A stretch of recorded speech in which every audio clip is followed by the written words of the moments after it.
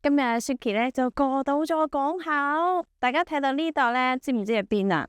呢一度咧就係星辰花園。咁首先見到呢一個大門咧，即係你入戶啊，呢個就係你嘅大門。跟住呢一邊，佢有起好一個涼亭咯，同埋呢一個花園全部係屬於你嘅，因為佢呢一套別墅咧係單邊位，超大嘅一個花園。佢呢一度咧佔地就係268平嘅。咁佢咧就賣145萬啦。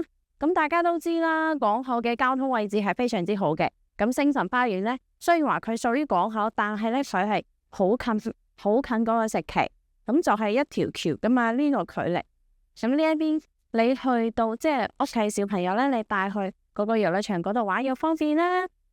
咁去到中山北站咧，搭車又方便喎。嚟緊2028年咧，中山北站咧就升級成為高鐵站，咁到時咧就會有直通嘅高鐵去到深圳，跟住再翻香港嘅啦，係非常之方便嘅。咁呢度去三個都方便啦。同埋呢一個主要係呢一間別墅啊，268平喎，佔大咁大，咁佢賣幾錢？145萬，所以係真係超抵。如果你有興趣嘅話咧，就嗱下邊留言俾阿 Suki 啦，知嘛？